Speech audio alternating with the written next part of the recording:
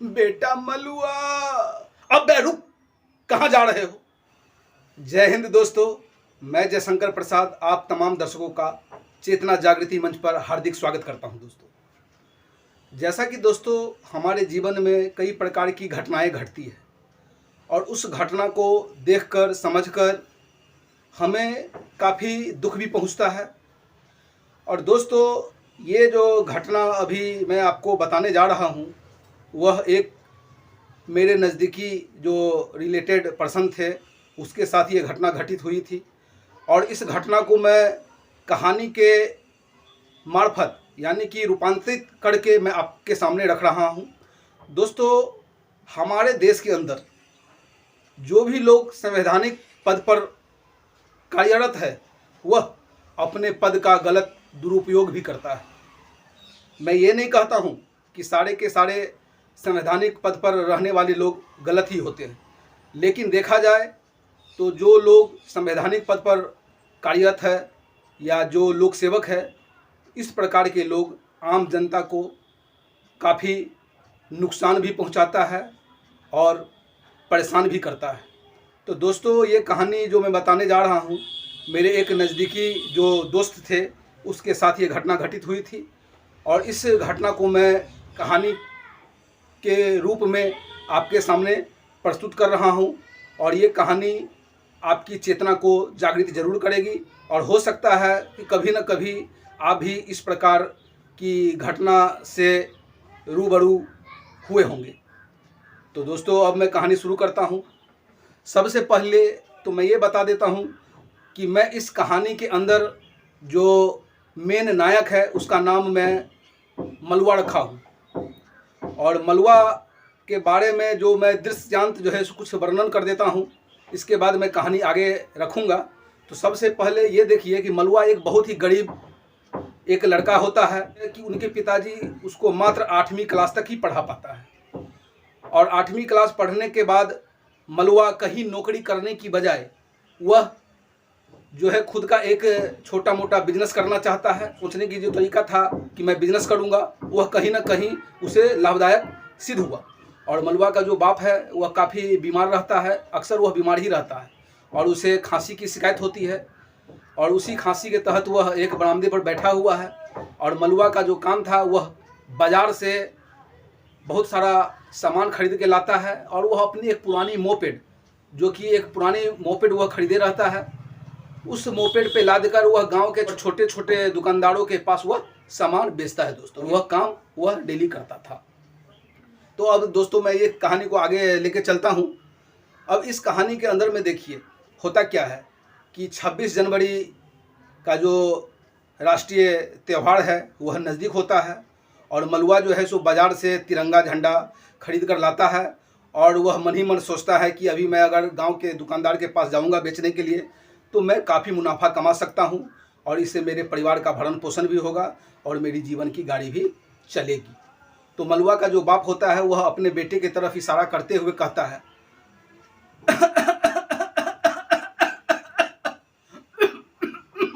बेटा मलुआ। तो मलुआ जवाब दिया, हाँ पिताजी बोलिए, क्या कहते हैं। फिर उनके पिताजी खांसते हुए, बेटा मलुआ, काफ़ी दिनों से खांसी बहुत ज़्यादा बढ़ चुकी है और मेरा दवा भी ख़त्म हो चुका है। मेरे लिए बेटा अगर हो सके तो आज दवा लेके आना। मलुआ ने कहा और बोला कि जी पिताजी, आज भगवान ने चाहा तो आज अच्छी कमाई करूँगा और जब मेरे पास पैसा होगा तो मैं आपके लिए दवा ज़रूर खरीद के लाऊँगा। इतना कहकर जो है सो मलुआ जो बाज़ार से तिरंगा झंडा लेके आता है वह एक बड़ा सा गट्ठर बनाकर अपनी मोपेड पर जो है लादता है। गट्ठर को बांधकर वह जो है गाड़ी अपनी मोपेड स्टार्ट करके वह गांव के दुकानदार के पास चल देता है बेचने के लिए। अब जब मलुआ घर से निकला रास्ते पे, तो जब मलुआ लगभग 2-3 किलोमीटर ही चला होगा तो रास्ते में एक जगह 3-4 सिपाही हर आने जाने वाले वाहनों को डंडा दिखाकर रोकता है और चेक करता है। दोस्तों, इसी दरमियान जब मलुआ की नज़र उन पुलिस वाले पे पड़ता है तो वह चाहता है कि मैं धीरे धीरे साइड से ही अपनी गाड़ी निकाल लूँ, लेकिन तब तक में एक सिपाही की नज़र उस मलुआ की बाइक पे पड़ता है और मलुआ पे पड़ता है। तो सिपाही ने कड़कते हुए मलुआ से कहता, अब बे रुक, कहाँ जा रहे हो? इस गट्ठर में क्या है? मलुआ डरते डरते अपनी बाइक जो मोपेड होता है उसे वह सिपाही के सामने में रोकता है और सिपाही बड़ा सा डंडा लेके उसके गट्ठर पे मारते हुए बोला, अबे बोल इसमें क्या है? तो मलुआ ने गिड़गिड़ाते हुए कहा, हुजूर इसमें सामान है, मैं बाजार से सामान खरीद के लाता हूँ और हॉकर के तहत मैं दुकान में गांव के छोटे छोटे दुकानदार के पास मैं सामान बेचता हूँ। यही मेरी जीवन का जो है सो एक आधार है और इसी से मेरी ज़िंदगी चलती है। इसके बाद सिपाही ने जोरदार कड़कदार में मलुआ से फिर बोला, बोल तुम्हारे पास ड्राइविंग लाइसेंस है क्या? मलुआ ने कहा, जी हजूर। चल दिखा। सिपाही ने बोला।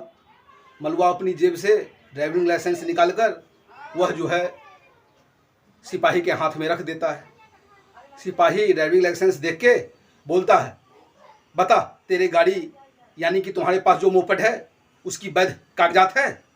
मलुआ फिर अपनी जेब से जो मोपेड होता है उसका वैध कागजात जो होता है वह सिपाही के हाथ में रख देता है। और जब पूरी कागजात सिपाही जब देख लेता है तो फिर वह तीसरा तुक्का आजमाता है। बोलता है कि इतनी बड़ी गट्ठर लेके तुम कहाँ जा रहे हो? मलुआ ने कहा, हुजूर ये गट्ठर भली देखने में बहुत बड़ी लगती हो, लेकिन इस गट्ठर का वजन जो है बिल्कुल मात्र 15 किलो से ज़्यादा नहीं होगा। और वहाँ से हुए स्वर में जो है मलुआ ने सिपाही से बोला, लेकिन वह सिपाही आज ठान लिया था कि मैं किसी न किसी प्रकार अवैध वसूली जो है सो मलुआ से या हर आने जाने वाले से करूँगा ही करूँगा। फिर उसने कड़कते हुए मलुआ से बोला, जो समझा रहा हूँ इशारे में समझ जा, वरना गाड़ी थाने में लगा। अब मलुआ डर जाता है कि सुबह सुबह का टाइम है, धंधा भी नहीं हुआ, अब मैं क्या करूँ? कौन सी इशारे की बात यह सिपाही हमें समझा रहा है? ठीक है। मलुआ काफ़ी देर तक उस सिपाही की बात जो उसने कहा, जो समझा रहा हूँ इशारे में समझ जा, वह उनका इशारा समझने की कोशिश करता है, लेकिन मलुआ के दिमाग में कोई बात नहीं आ पाता है। दोस्तों इतनी ही देर में होता क्या है कि एक ट्रक काफ़ी आवाज़ करते हुए दूसरी दिशा से आता है और सिपाही जो होते हैं वह डंडा से दिखाकर उस ट्रक वाले को रोकने का इशारा करता है। और वह ट्रक का जो स्थिति है सो समझिए, वह ट्रक इस प्रकार आवाज़ करता है जैसे लग रहा हो कोई ज़बरदस्ती उस ट्रक को खींचे जा रहा है। यानी कि वह ट्रक जाना नहीं चाहता है, लेकिन ज़बरदस्ती उसे कोई पीछे से धकेल रहा हो। यानी कि आवश्यकता से बहुत ज़्यादा उस पर ओवरलोडिंग होता है। यानी कि उस पर लोड क्या होता है दोस्तों? उस पर रेत बालू लोड होता है, जो कि ट्रक की जो क्षमता होती है उससे कई गुना लोडिंग होता है दोस्तों। लेकिन अब देखिए यहाँ की स्थिति, ट्रक का ड्राइवर को जैसे पहले ही से सब कुछ मालूम हो, उसने हंसते हुए ड्राइवरिंग जो सीट होता है उसके बगल का दरवाज़ा खोलता है और एक 200 का नोट वह सिपाही के तरफ बढ़ा देता है। सिपाही दांत निपोड़ते हुए और लेके अपने पॉकेट में यह 200 का नोट जो होता है वह डाल लेता है। और इस प्रकार वह ट्रक फिर वहाँ से आगे बढ़ जाता है। अब वह सिपाही फिर मलुआ की तरफ इशारा करता है कि मैं जो समझा रहा हूँ इशारे में समझ जा, वरना गाड़ी थाने में लगा। अब तक जो मलुआ होता है वह सिपाही का इशारा समझ चुका होता है और वह अपने पॉकेट में टटोल कर देखता है तो उसे एक 50 का नोट दिखाई देता है। वह 50 का नोट जो है वह सिपाही के हाथ में डाल देता है। तो सिपाही ने तुनकते हुए बोला, अबे कम से कम इसे दुगुना तो कर दे। मलुआ गिड़गिड़ाते हुए बोला, माई बाप, सुबह का टाइम है, मेरे पास यही नोट बचा हुआ है, अभी बोहनी भी नहीं हुआ है। फिर उस सिपाही ने दुत्कारते हुए मलुआ से बोला, जा कंगले जा, भाग यहाँ से। और मलुआ वहाँ से ऐसे भागा जैसे लग रहा था कोई कुत्ते की दूम पे मिट्टी का तेल छिड़क दिया हो। इस प्रकार मलुआ वहाँ से गायब हो जाता है। तो दोस्तों ये कहानी एक रिलेटेड पर्सन के साथ घटित हुई थी। दोस्तों कहीं ना कहीं जो लोग संवैधानिक पद पर होते हैं वह अपनी पद का दुरुपयोग करता है और जनता को सुविधा सेवा देने की बजाय वह उसे लूटता है। अगर आप भी कभी ज़िंदगी में इस प्रकार की घटना से आप रूबरू हुए हैं, या आप भी इस प्रकार के जो लोक सेवक होते हैं या जो संवैधानिक पद पे कार्यरत जो कर्मचारी होते हैं, वह आपके साथ भ्रष्टाचार किया हो, तो आप हमें कमेंट बॉक्स में ज़रूर बताइएगा। और अगर आप कमेंट बॉक्स में हमें बताइएगा तो अगला जो भी घटना होती है उसका जो मैं रूपांतरित करके फिर मैं आप लोगों के समक्ष रखूँगा। तो दोस्तों, इसी के साथ आज्ञा दीजिए। जय हिंद। देखते रहिए चेतना जागृति मंच। तब तक के लिए नमस्कार।